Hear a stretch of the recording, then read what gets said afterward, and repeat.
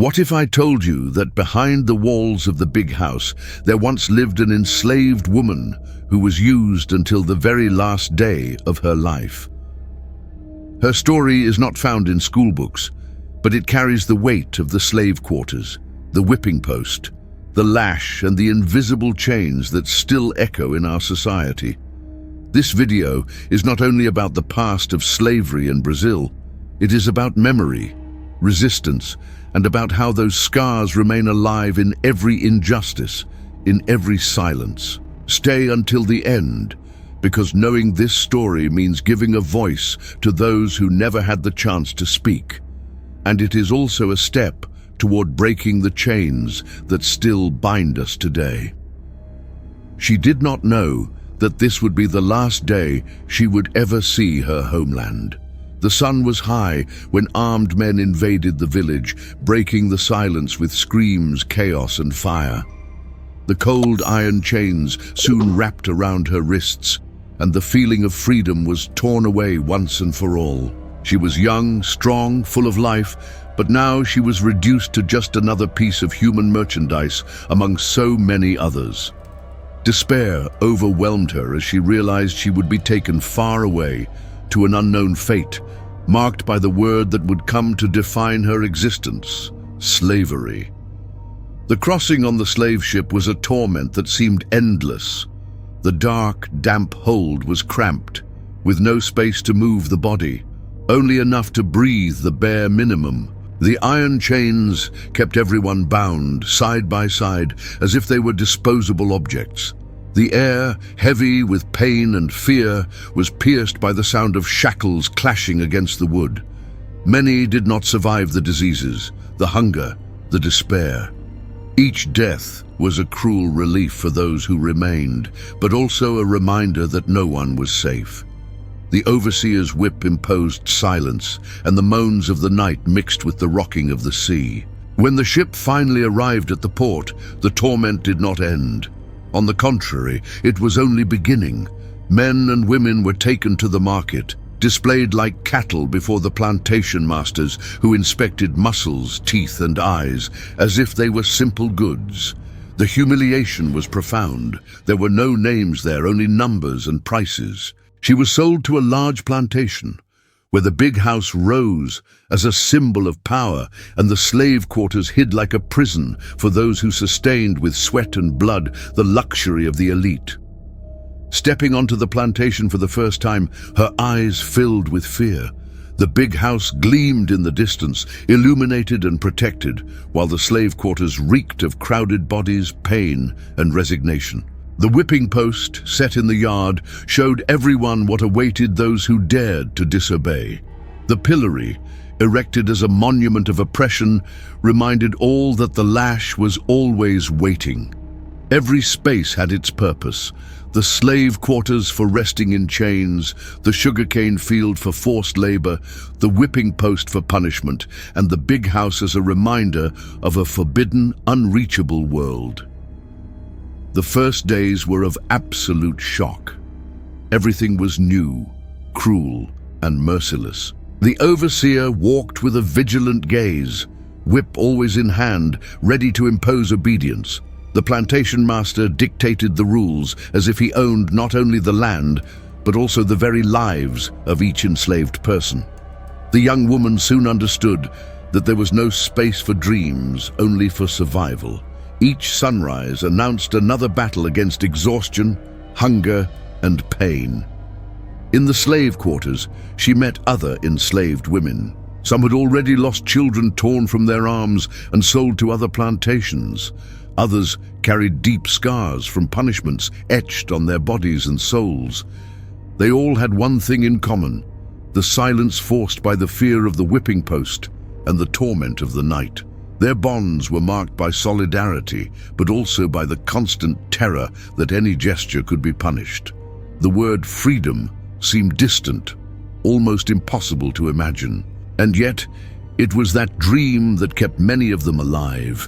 With every glance toward the horizon, the young woman remembered the land from which she had been torn. The sound of drums, the smell of the forest, the voice of her family. memories that became her only resistance amid the daily brutality. But soon she realized that the past was beginning to fade, replaced by the weight of chains and the dominance of the big house. Slavery was not only physical, it was also psychological, turning people into shadows of themselves. Her arrival marked the beginning of a life in which everything would be controlled, from her movements to her thoughts. Her body no longer belonged to her, nor her time, nor her affections. The slave quarters became her home, and forced labor her routine. She did not yet know it, but she would be exploited until her very last breath. The cruel fate had already been sealed, and there was no turning back. This is the mark left by centuries of slavery, erased stories, lives turned into numbers, suffocated memories. But every detail of her arrival, every tear and every shackle carries the weight of thousands of other forgotten journeys. Slavery in Brazil was not only an economic system, it was a crime against humanity that left scars we can still feel today. And it is at this point that we begin to understand the true weight of the labor that was to come. Because for her, arrival was only the first step in a long path of pain, punishment, and exploitation, where each day was a reminder that her body no longer belonged to her. The first dawn on the plantation brought with it a sound that would soon become familiar. The crack of the whip cutting through the air before even striking anyone. It was the call to forced labor, the order that needed no words. Everyone in the slave quarters rose while it was still dark, their eyes heavy with sleep and their bodies worn out from a rest that was never enough. The young enslaved woman joined the group, guided by the overseer's rigidity as he paced back and forth with his vigilant gaze and the whip always in hand. There was no time there to wake slowly, to take a deep breath, or to dream. Each day began with the certainty that exhaustion would be her companion until nightfall. The destination that day was the sugarcane field, an endless expanse of tall plants that hid the horizon. Sugarcane, the source of the big house's wealth, was also the source of the slave quarter's suffering. The young woman's hands filled with cuts at the very first touch of the sharp leaves, and soon blood trickled down, mixing with sweat. With each swing of the machete, the weight on her arms grew heavier, and her body bent under the burning sun that punished without mercy. Work never paused for her to breathe. Stopping was synonymous with punishment. The whipping post was always in sight, a constant reminder that rest was a denied privilege. The overseer watched closely, ready to punish any sign of weakness. The whip lashed across the backs of those who lagged behind, a cruel warning that no one stood above the imposed order. The sound was so constant that it became part of the routine, a background of pain that followed every step. The young woman quickly learned to move her body at the expected rhythm, not because she wanted to, but because she knew that each mistake could cost her more scars, more swallowed screams, and more nights of torment. After the cane fields came other tasks. There were days when she was taken to the kitchen of the big house, where the contrast was even more painful. While the slave quarters reeked of sweat and suffering, the big house had whitewashed walls, polished furniture, and lavish tables. The smell of food, prepared with the fruits of enslaved labor, filled the air, but never their mouths. The young woman cooked for the plantation master and his family, but returned to the slave quarters with an empty stomach, feeding on scraps when she was lucky. Inequality was not only visible, it was felt in the stomach, in the bones, and in the soul. The hours stretched into eternity. When the sun reached its highest point, the heat burned the skin like red-hot iron. The young woman felt her muscles fail, yet her body was forced to continue. There was still heavy lifting to be done, cleaning, planting. Every movement was watched, every sigh observed, as if they were flesh-made machines destined only to produce wealth. Life was reduced to a cycle of orders, sweat, and pain. Work knew no breaks, respected no ages, showed no mercy. Children, women, and men alike were exploited until their bodies could take no more. Each day, the young woman realized that slavery took more than freedom. It stripped away dignity. She was not called by the name she had received in childhood, but by dehumanizing nicknames. The plantation master saw her only as a number, an investment, another pair of arms for the cane fields. The overseer treated her like an animal that had to be tamed with the whip. Even the other enslaved people, already hardened by life, looked at her with compassion and sorrow, because they knew her story would be no different from theirs. The future was written in the marks that each one carried on their bodies: open scars, torn backs, deformed hands. Forced labor was also a psychological prison. There was no room for dreams, no space for happy memories. Everything was consumed by the routine that crushed any spark of hope. The sun rose and set over the cane fields, and between those cycles, life slipped away. The young woman felt her strength being stripped away little by little, drained into the earth, absorbed into a wealth that would never be hers. The luxury of the big house was built upon her back, and the gleam of its white walls reflected the cruel contrast between those who commanded and those who obeyed. At night, when she finally returned to the slave quarters, her body no longer responded. Her feet ached as if nailed to the ground, her hands were swollen, and every muscle throbbed with pain. But there was no real rest.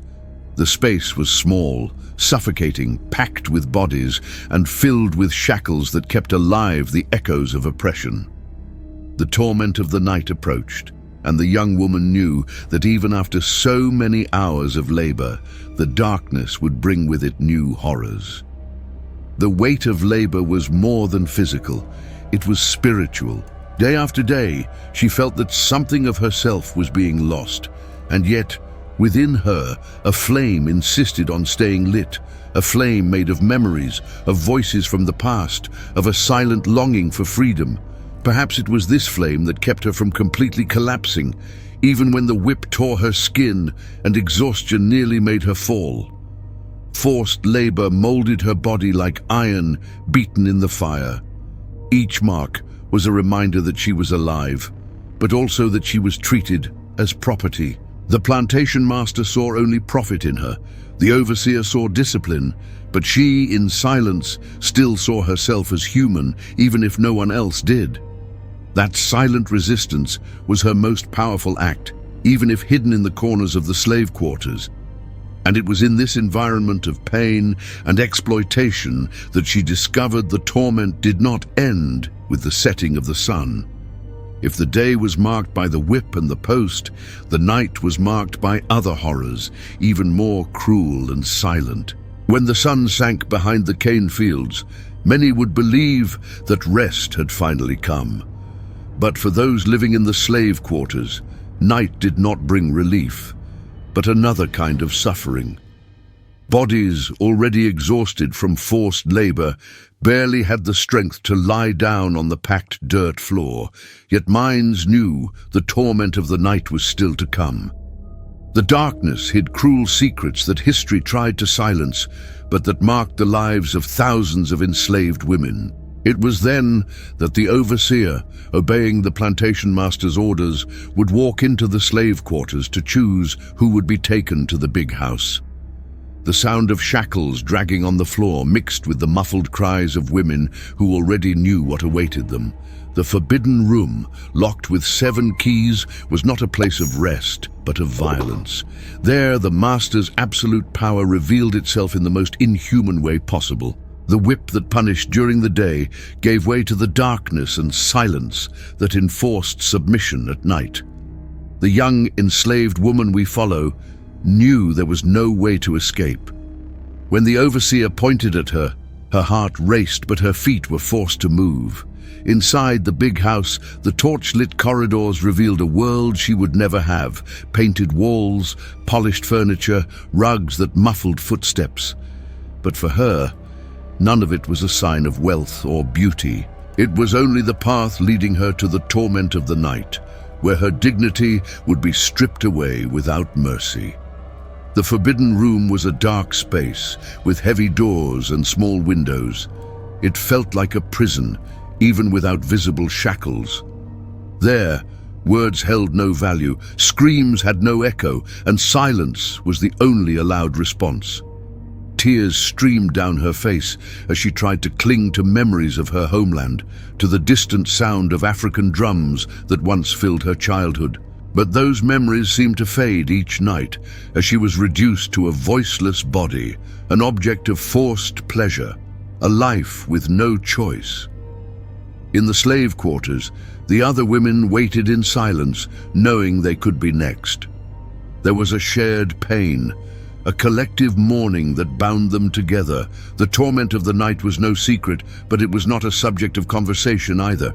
Speaking of it was dangerous, for the overseer or the plantation master could punish even tears. And so each woman carried her pain in silence, turning her body into a battlefield where resistance meant nothing more than surviving another day. The pillory, raised at the front of the plantation, was a reminder that any attempt at visible resistance would be met with brutality, and the whipping post set in the courtyard was the fate of anyone who dared refuse. The plantation master demanded complete obedience, by day and by night. That was why the torment of the night was also a form of control, a way to break not only bodies, but also souls. The young enslaved woman knew there was nowhere to run. The slave quarters were a prison, the fields were exhaustion, and the night was abuse. The cruelest part was realizing her life was marked by an unending routine of suffering. When the day ended, she wished only for rest. But rest was a luxury denied to her. Her body, already weakened by forced labor, still had to endure the impositions of the night. There was no place for innocence, no room for love, only for pain. It was an endless cycle that turned each night into a new wound, each dawn into another sentence, and yet a silent flame burned within her. Amid tears and pain, under the weight of chains and forced silence, she secretly nurtured a thought. One day, all of this would end. Perhaps not for her, but for those who would come after. That hope, fragile as it was her form of resistance. While the plantation master believed he owned not only her body but also her soul, she clung to the memory that she was human, that within her was something no chain could destroy. The marks of the torment of the night were not only physical, they shaped the mind, destroyed dreams, stole smiles, but they also created a collective memory, a strength that, with time, would become a cry of resistance. The women who suffered in silence carried within themselves a story that could not be erased, no matter how much the plantation master tried. Each hidden tear in the darkness was also a testimony that would cross centuries, exposing the injustices of slavery.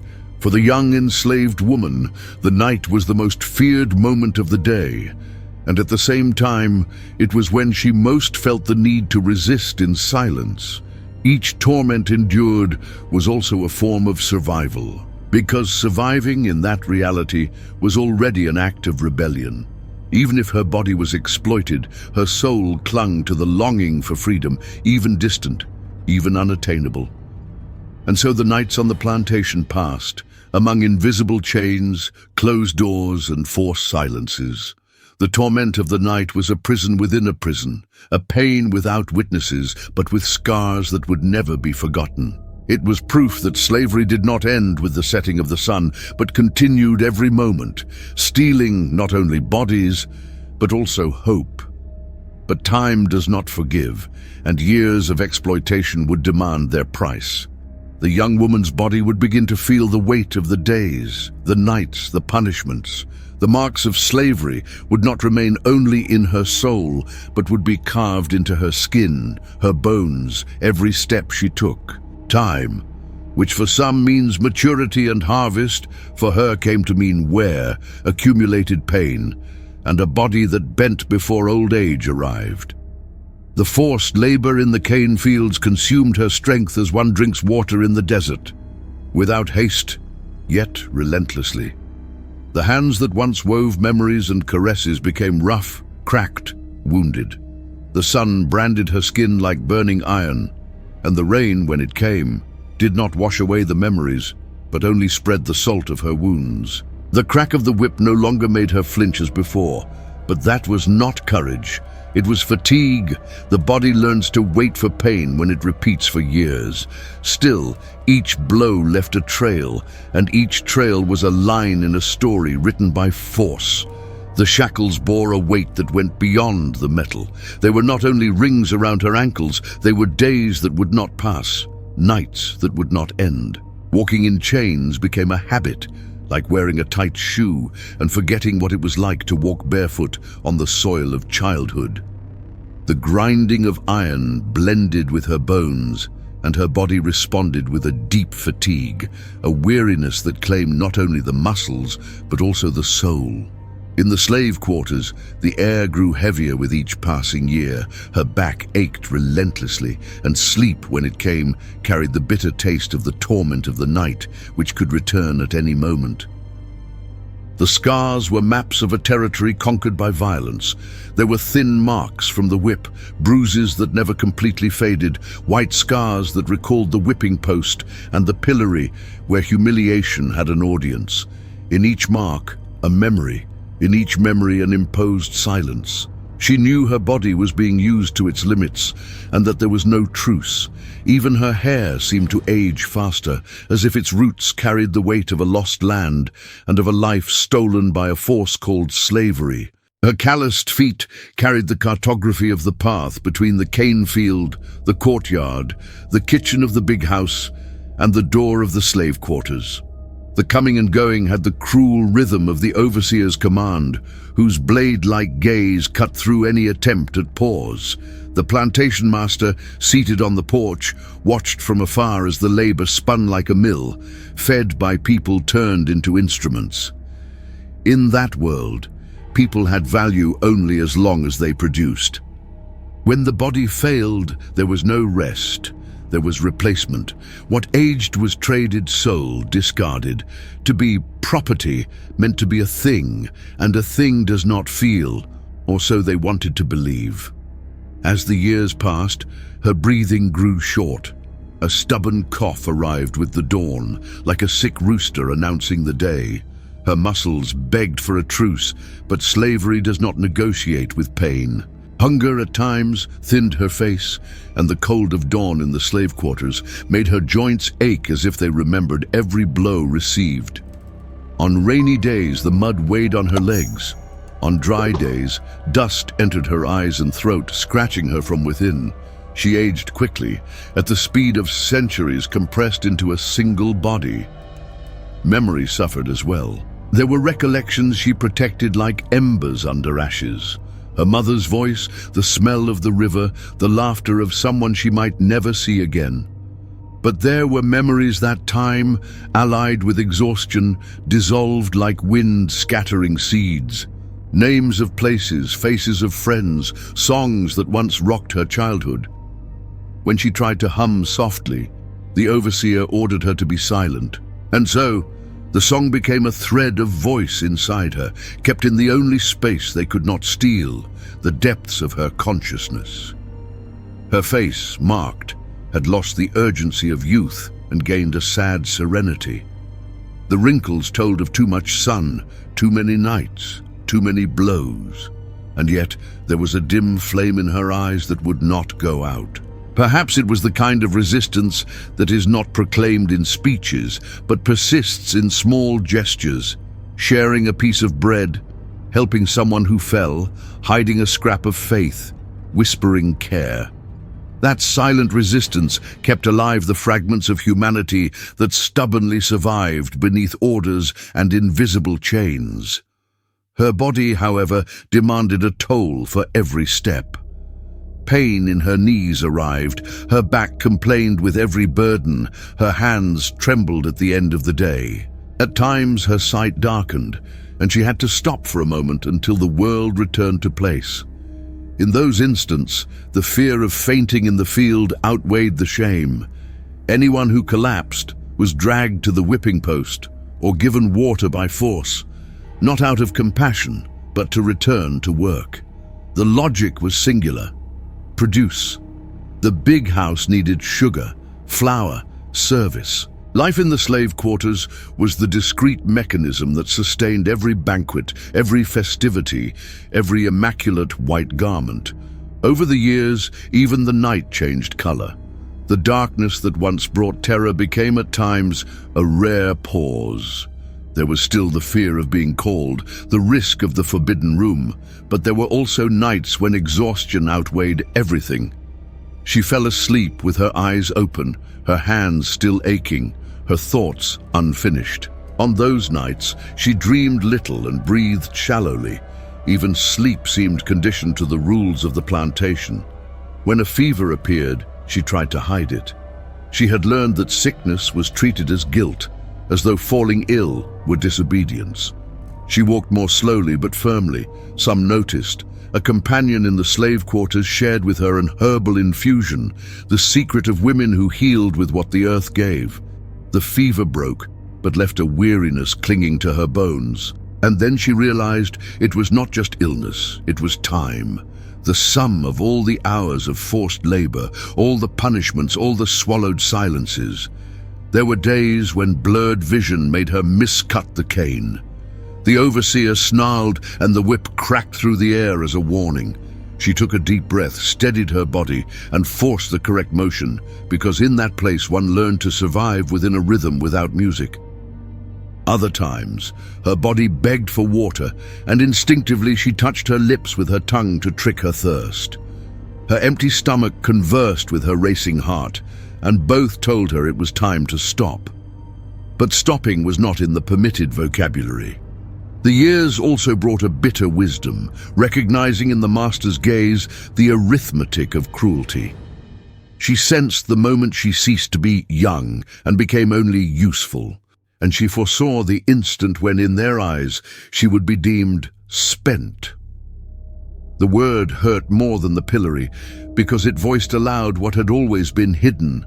To them, she had never been a person. She was inventory, she was a number, she was a note in a ledger of purchase and sale. That awareness did not dehumanize her. On the contrary, it strengthened within her the certainty that she was human, despite everything, and that her humanity did not depend on the recognition of her oppressors. One evening, after an unbearably long day, she sat on the packed earth floor of the slave quarters and let her body sink. Her hands rested on her knees, her chest rose and fell, as if climbing an endless hill.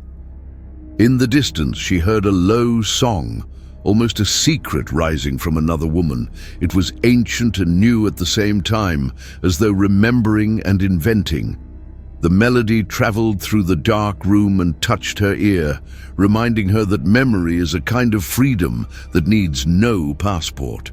For a brief instant, the pain faded from focus, and what she saw was a green field that was not sugarcane, clear water that was not tears, an open sky that was not vigilance. But reality returned, like the weight of a full bucket. Tomorrow would bring more work, more sun, more invisible chains. And yet, something had changed in that twilight. She understood that what time had not taken was the right to feel, the right to keep inside her chest a garden no one could trample, a room that was not forbidden, a voice that sang even when silenced. That was her form of resistance when everything seemed to collapse, to affirm within what was denied without. The marks of time were not only records of loss, they were also signs that she had endured the impossible.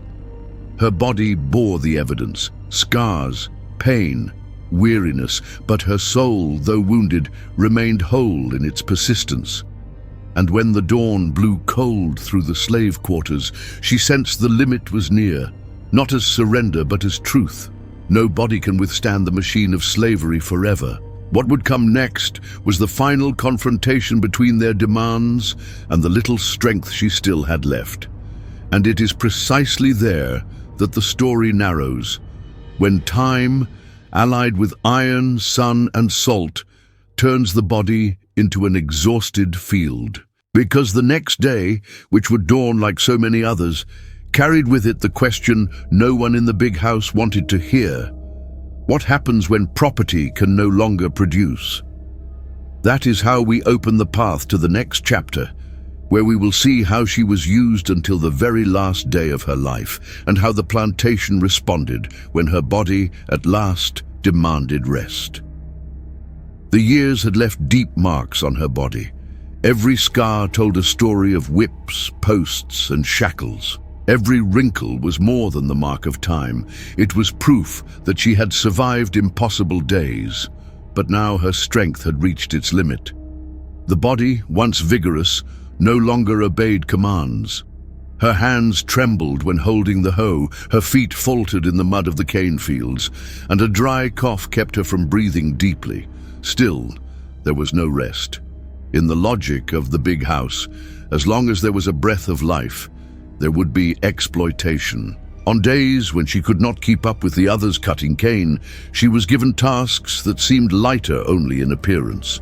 Carrying water, sweeping corridors, washing heavy clothes that wounded her already injured hands. With each fall, the overseer shouted and the whip slashed the air. The plantation master did not tolerate bodies that stopped. For him, the enslaved were instruments that lost value only when completely broken. The sun seemed more merciless, and the night no longer brought even the fleeting relief it once had. The torment of the night continued, even if her aged body no longer drew the same interest. At times she was spared the humiliation because of her age, but that did not mean compassion. It meant only neglect, as if her presence had become invisible.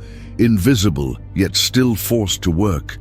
In the slave quarters, her companions looked at her with silent respect. Some saw her as a symbol of resistance, someone who had endured more than many could bear. Others feared her weakness would bring more collective punishments, but everyone knew she was being pushed to the limit. And yet, she herself seemed unwilling to give up. Each morning she dragged her body to the cane fields, to the kitchen, to wherever she was required. Not by choice, but because slavery allowed no choices. One morning, at dawn, she collapsed to her knees before reaching the field. The overseer, furious, ordered that she be lifted by force. She tried with what little remained to stand. Her body trembled, her breath was short, and her eyes burned with fever. Even so, she was pushed to the whipping post. The punishment fell upon her as though she were guilty simply for being human, for not enduring any longer. The whip tore wounds into her fragile back, and the pain was so intense that her vision went dark. She woke later on the cold earth of the slave quarters, without care, without medicine, just another body worn down by the cruel machine. The days that followed were an even greater torment. She could no longer move quickly. Her arms refused to obey. The meager food no longer nourished her, but even then she was forced to continue. The plantation master would not accept idleness.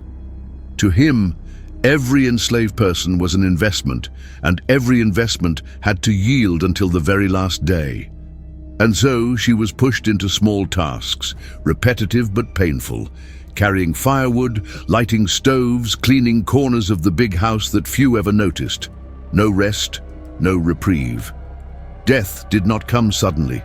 It came slowly, like a river drying up bit by bit. It came in her distant gaze, in her weak breathing, in a heart that no longer beat with the same strength. It came in the moments when her body, trying to rise, simply would not respond.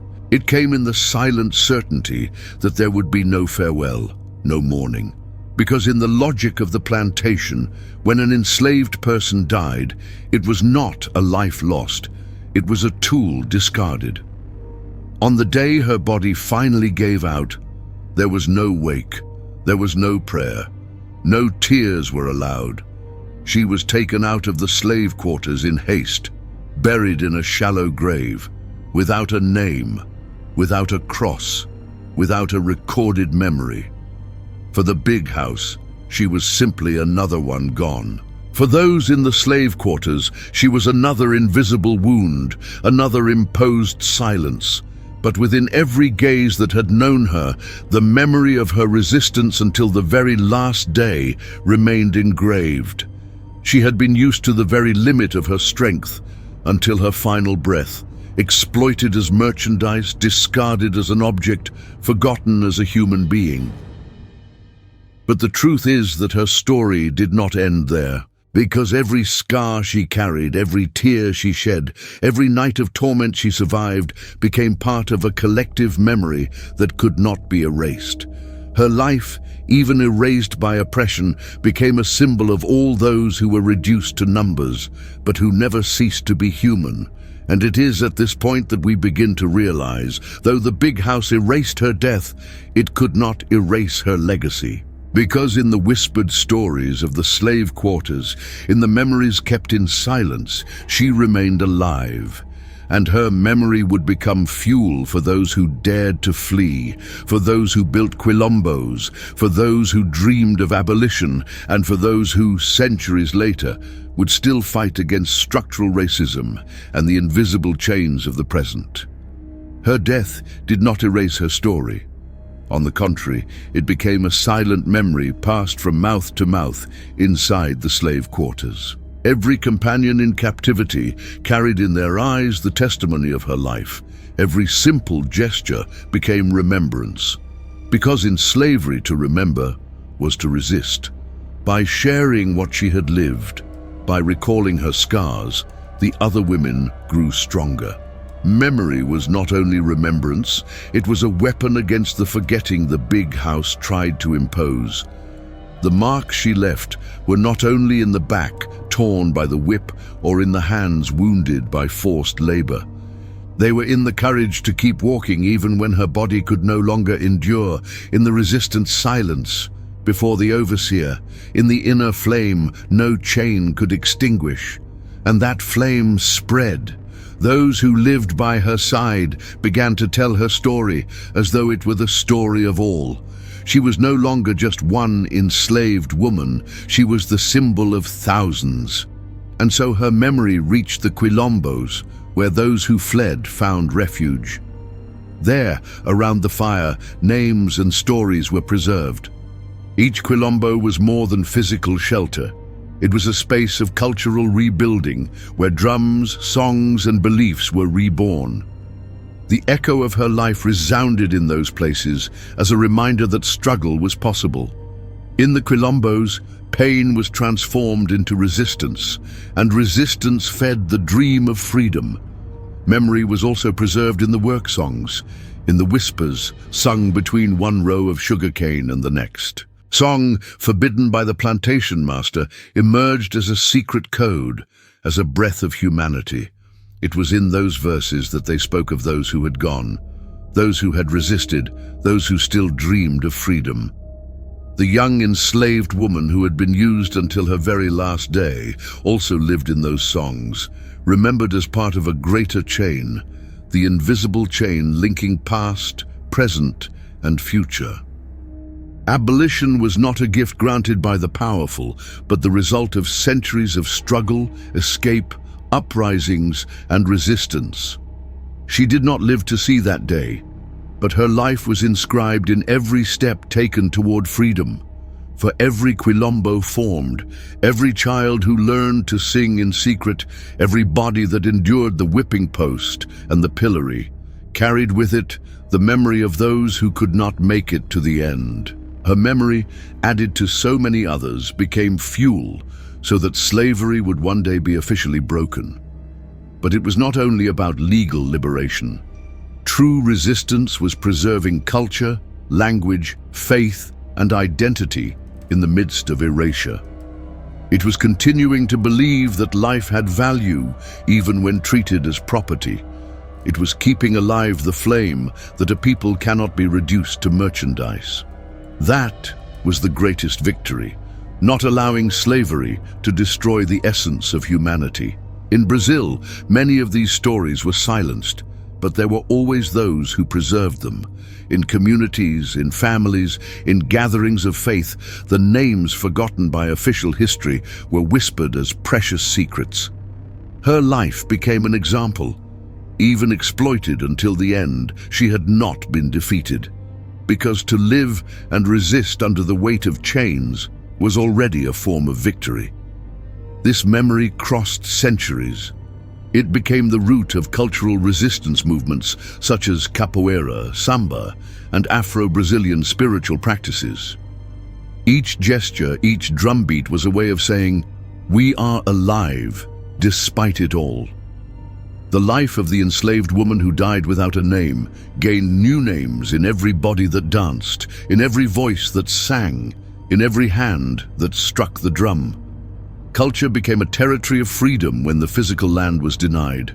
And in this continuity, memory turned into legacy. Individual suffering became collective strength. She, who had seemed invisible to the big house, became indestructible within the memory of the people. Her pain became symbol, her resistance became inspiration, her death became seed.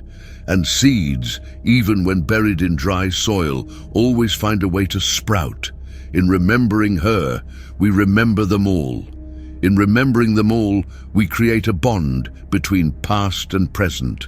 And this bond is essential, because without memory, there is no identity. The struggle against forgetting is part of the struggle against structural racism that still persists. And here begins the inevitable transition. Her pain did not remain in the 19th century. It crossed time and still beats in every invisible chain that imprisons, in every injustice that silences, in every inequality that insists on surviving. That is why, when we speak of memory and resistance, we also speak of today. Because her remembrance is not only homage, it is denunciation. Denunciation that slavery did not end completely, it merely changed forms. Denunciation that its marks are still present in bodies, in the streets, in the opportunities denied. And at the same time, it is a reminder that there is enough strength to break chains, as has been done many times before. Her death was buried in silence, but the echo of her life was never silenced. The story that seemed erased on the ground of the slave quarters continues alive in today's streets, bodies, and voices. Because slavery did not end all at once. The abolition decree ended a legal regime, but it did not destroy the structures that sustained inequality.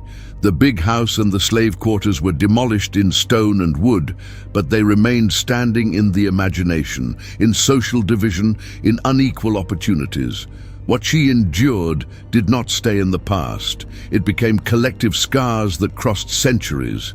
Today, those scars bear the name of structural racism. They are in the numbers that show who has access to education, who holds positions of power, who is more heavily policed in the streets, who has the shortest life expectancy. They are in the looks that judge skin color, in beauty standards that exclude, in news that silences stories. Each time a young black man is prevented from dreaming, each time a black woman is underestimated, it is as if the chains of slavery were tightened again. They are invisible chains, but as real as the iron shackles that once marked the feet of those generations. The echo of the slave quarters can still be heard in the world of labor. How many descendants of the enslaved still occupy exhausting, poorly paid jobs resembling the routines of forced labor? How many are still exploited in inhumane workdays, without rest, without dignity? It is as if the whipping post and the pillory were still standing, not as wood, but as a system that punishes, humiliates, and limits. The inheritance of the big house continues to feed privilege, while the inheritance of the slave quarters continues to be pushed to the margins. But just as in the past, there is resistance today as well. Memory has become a banner. Social, cultural, and spiritual movements reclaim the dignity once denied.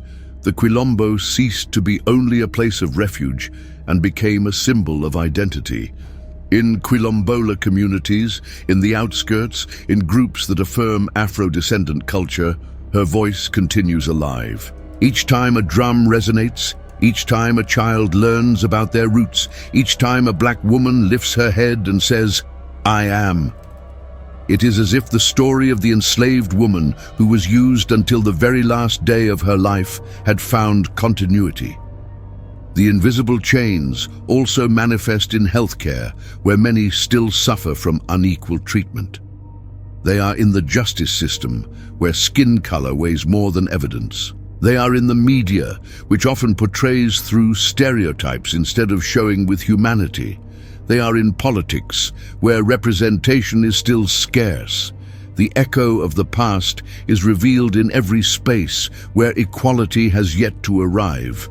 But it is precisely in this scenario that memory becomes a tool of struggle, because remembering is not only telling old stories, remembering is illuminating the present. It is understanding that the torment of the night, the weight of labor, the marks of time, and the nameless death were not in vain. They were seeds of a resistance that crossed generations. Structural racism tries to silence, but memory shouts. It is engraved in books, in songs, in art, in speeches, in the simple gestures of daily life.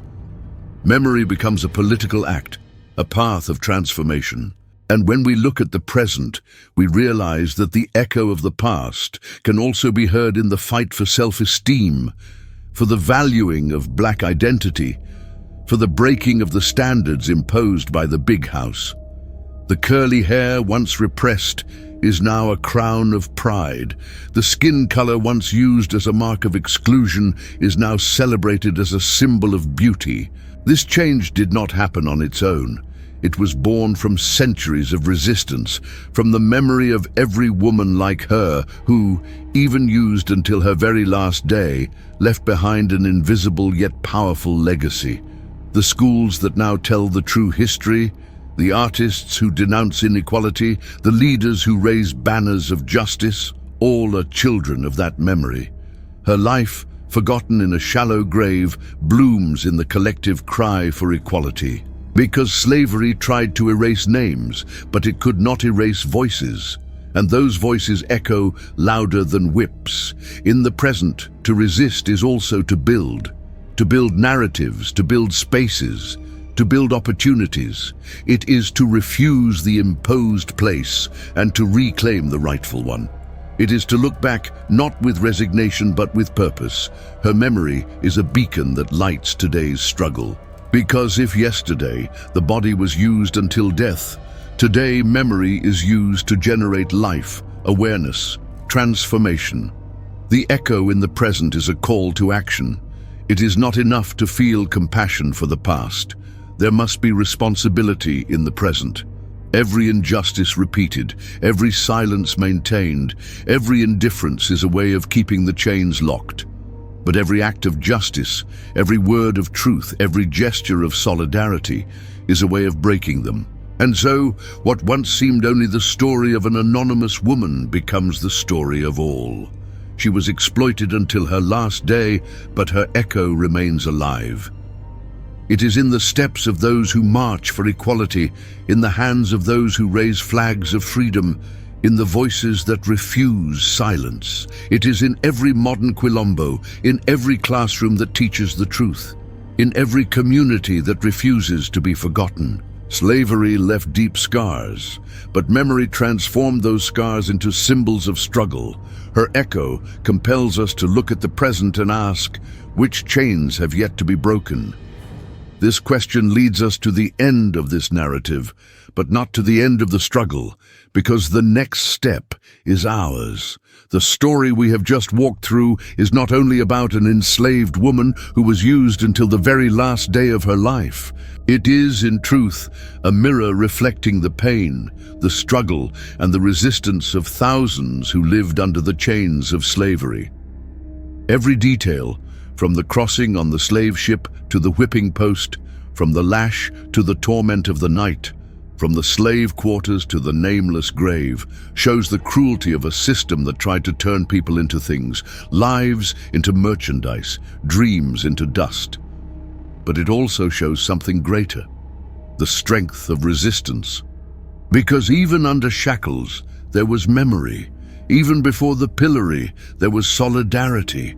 Even in the forced silence of the big house, there were whispered voices that kept hope alive, and it is that strength that crossed centuries and reached us. Today, in telling her story, we break the pact of silence that so many tried to impose. We remember that slavery is not only past, but the root of a present marked by structural racism and the invisible chains that still imprison. At the same time, we remember that resistance did not die. It lives in every act of courage, in every achievement, in every struggle for equality. This narrative does not end here. It continues in every person who chooses not to close their eyes to injustice. It continues in every voice that rises to say, enough. It continues in every heart that understands the pain of the slave quarters cannot be forgotten, because forgetting is allowing it to repeat. That is why, if this story touched you, if it opened your eyes to a truth that official history has so often tried to erase, I ask you not to let this knowledge die. Share this video, speak about it, teach, because every time this memory is told, another invisible chain is broken. And more than that, subscribe to the channel and activate the notification bell, not only to follow other videos, but to be part of a community that refuses to let silence win. Here, every story is a cry of memory, every narrative is an act of resistance, every remembrance is a form of justice. The woman who was used until the very last day of her life did not die in vain. She lives in every word spoken here, in every reflection you carry with you, in every gesture of transformation born from this knowledge. Because remembering is not only looking back, it is also changing the present and preparing a more just and free future. May her memory be for us not only a reminder of pain, but a call to action. May we carry her resistance as a banner and her suffering as a reason never to allow chains, visible or invisible, to imprison again. The past still echoes, but it is up to us to decide whether it will be only pain or also liberation.